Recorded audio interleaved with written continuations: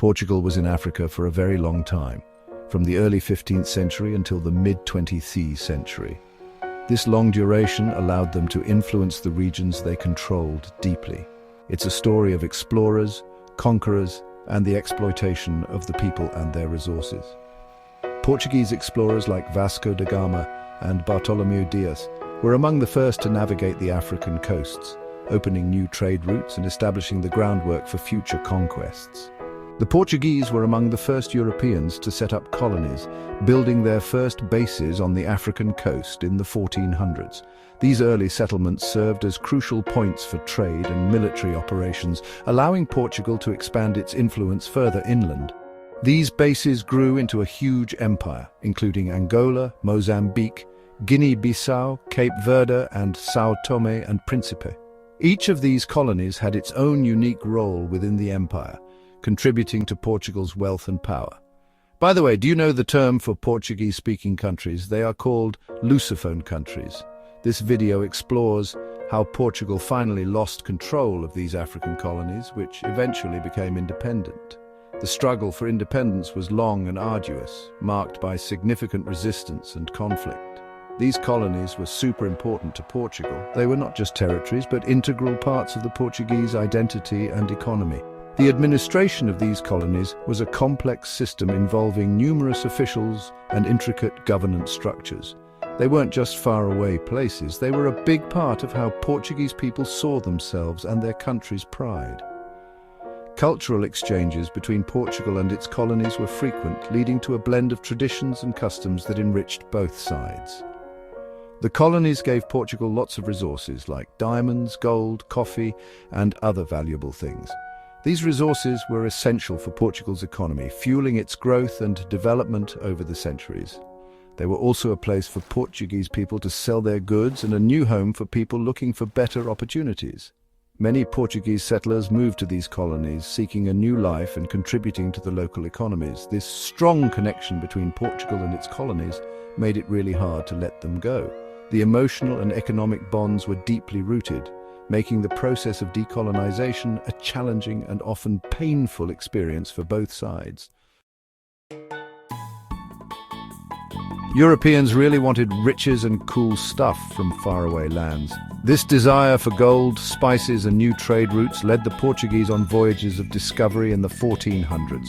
Explorers like Vasco da Gama, Bartolomeu Dias, and Pedro Álvares Cabral were important in establishing a Portuguese presence along the African coast. At first, they just wanted to trade and make friends, but little by little, this changed into taking control of everything. The Portuguese, thinking they were better than everyone else and wanting Africa's resources, started to boss the local people around.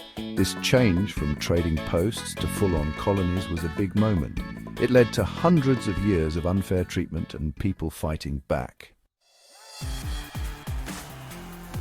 In the mid-1900s, lots of colonies in Asia and Africa fought for and won their independence, but Portugal, ruled by António de Oliveira Salazar's strict government, didn't want to let go. Salazar believed the colonies were essential to Portugal's identity and how well its economy did. This refusal to give up the colonies came from a mix of beliefs, money matters, and national pride. Salazar's government pushed the idea that Portugal was spread across continents and included people of different races. The colonies weren't separate, they were part of Portugal itself. This idea, along with the money Portugal got from the colonies, made them determined to keep their empire, even as the world changed around them. In the mid-1900s, lots of colonies in Asia and Africa fought for and won their independence, but Portugal, ruled by António de Oliveira Salazar's strict government, didn't want to let go. Salazar believed the colonies were essential to Portugal's identity and how well its economy did. This refusal to give up the colonies came from a mix of beliefs, money matters, and national pride. Salazar's government pushed the idea that Portugal was spread across continents and included people of different races. The colonies weren't separate, they were part of Portugal itself. This idea, along with the money Portugal got from the colonies, made them determined to keep their empire, even as the world changed around them. In the mid-1900s, lots of colonies in Asia and Africa fought for and won their independence, but Portugal, ruled by António de Oliveira Salazar's strict government, didn't want to let go. Salazar believed the colonies were essential to Portugal's identity and how well its economy did. This refusal to give up the colonies came from a mix of beliefs, money matters, and national pride. Salazar's government pushed the idea that Portugal was spread across continents and included people of different races. The colonies weren't separate, they were part of Portugal itself. This idea, along with the money Portugal got from the colonies, made them determined to keep their empire, even as the world changed around them. In the mid-1900s, lots of colonies in Asia and Africa fought for and won their independence, but Portugal, ruled by António de Oliveira Salazar's strict government, didn't want to let go. Salazar believed the colonies were essential to Portugal's identity and how well its economy did. This refusal to give up the colonies came from a mix of beliefs, money matters, and national pride. Salazar's government pushed the idea that Portugal was spread across continents and included people of different races. The colonies weren't separate, they were part of Portugal itself. This idea, along with the money Portugal got from the colonies, made them determined to keep their empire, even as the world changed around them. In the mid-1900s, lots of colonies in Asia and Africa fought for and won their independence, but Portugal, ruled by António de Oliveira Salazar's strict government, didn't want to let go. Salazar believed the colonies were essential to Portugal's identity and how well its economy did. This refusal to give up the colonies came from a mix of beliefs, money matters, and national pride. Salazar's government pushed the idea that Portugal was spread across continents and included people of different races. The colonies weren't separate, they were part of Portugal itself. This idea, along with the money Portugal got from the colonies, made them determined to keep their empire, even as the world changed around them. Even though Salazar's government was very powerful, people in Portugal started to disagree with the wars in the colonies and the lack of freedom. The long and bloody wars in Angola, Mozambique and Guinea-Bissau cost Portugal many lives and lots of money. These wars, along with growing problems like poverty and unfairness in Portugal, made people stop supporting the wars and the government. All of this led to the Carnation Revolution in 1974. Army officers who were unhappy with Salazar and the wars took over the government. The new government knew that keeping the colonies wasn't going to work, especially with the changing world. So they decided to let the colonies go. Problems inside Portugal weren't the only reason for decolonization. Things happening in the rest of the world were important too. After World War II, groups like the United Nations supported the right of colonies to govern themselves. The UN, criticizing colonialism and supporting independence movements, put pressure on Portugal to let go of its colonies. The Cold War also made things complicated. The Soviet Union and the United States, fighting for power, tried to use the decolonization movements to their advantage. The Soviet Union especially helped African independence groups, seeing them as allies against the West. This Cold War rivalry, while helping the fight against colonialism, also affected the politics of the new countries. The African people themselves were at the center of decolonization. They were not passive recipients of change, but active participants who shaped their own destinies. Across the continent, men and women from all walks of life came together to demand their rights and freedoms. They fought hard for their freedom. These freedom fighters, often facing overwhelming odds, displayed immense courage and resilience. Their struggle was not just a physical battle, but also a fight for the soul and identity of their nations. These movements wanted to get rid of colonial rule, govern themselves, and bring back their own cultures. They sought to revive and celebrate their rich cultural heritage, which had been suppressed under colonial rule. The leaders of these movements were not just political figures, but also cultural icons who inspired a sense of pride and unity among their people. They inspired people all across the Portuguese colonies. The fervor and determination of these movements spread like wildfire, igniting a collective consciousness that transcended borders and united diverse communities in a common cause. Leaders like Amilcar Cabral in Guinea-Bissau, who was not only a revolutionary but also a brilliant thinker and strategist, Eduardo Mondlane, and Samora Machel in Mozambique, who played pivotal roles in mobilizing the masses and leading the charge against colonial forces, and Agostinho Neto in Angola became powerful symbols of resistance. Their leadership and vision galvanized the people, giving them hope and a clear direction in their struggle for independence. They encouraged their people to fight for their right to decide their own future. These leaders emphasized the importance of self-determination and the need to reclaim their nations from foreign domination. These groups used different ways to fight, from peaceful protests to fighting with weapons. Their strategies were diverse, reflecting the varied contexts and challenges they faced. Some chose non-violent resistance, organizing mass protests and strikes, while others took up arms to confront the colonial powers directly. They built secret networks, got help from other countries, and fought long wars against the Portuguese army. These underground networks were crucial in coordinating efforts and securing international support, which played a significant role in sustaining their campaigns. The sacrifices of these freedom fighters, even when facing terrible violence and huge challenges, finally broke Portugal's control. Their unwavering commitment and the ultimate price many paid paved the way for a new era of independence and self-governance in Africa. Becoming independent was a great moment, but it also brought lots of problems. Colonialism had hurt these societies, making it hard to build a good future. When the Portuguese left, it caused economic problems and chaos because no one knew how to run things. There weren't enough roads, schools, or trained workers, which made it hard to improve things.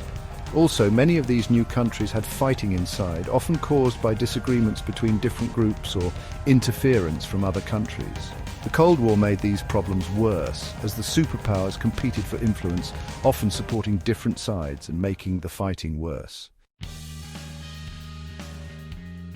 People still talk about what it was like when Portugal ruled Africa. It's a complicated topic. Portugal's time there definitely changed the culture, languages, and even the buildings in its former colonies. You can still see Portuguese influence in these countries today. However, the bad things about Portuguese rule, like the cruelty, forcing people to adopt Portuguese culture, and racism, are also remembered. The hurt feelings and mistrust from this shared history still cause arguments about making up for the past and saying sorry. Recently, more and more people want to talk about and fix the wrongs of the past. This growing interest in addressing historical injustices is not just a trend, but a crucial step towards healing. People are coming together in various forums, from academic settings to community gatherings, to discuss the impact of colonialism and the lingering effects it has on societies today. Both in Portugal and its former colonies, people realize they need to have honest conversations about what happened during colonial times. These discussions are not just about recounting historical facts, but about understanding the human experiences and emotions tied to those events. By sharing stories and perspectives, individuals from different backgrounds can begin to see the full picture of their shared history.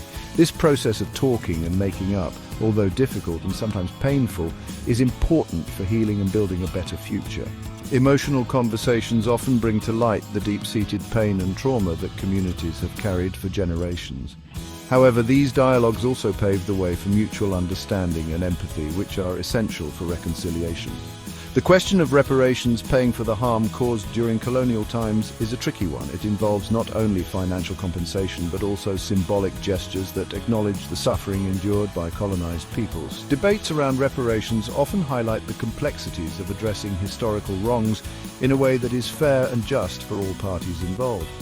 Some say Portugal must pay for the damage, while others think it's not practical. The arguments against reparations often cite economic constraints and the difficulty of quantifying historical harm. On the other hand, proponents argue that reparations are a necessary step towards rectifying past injustices and fostering genuine reconciliation.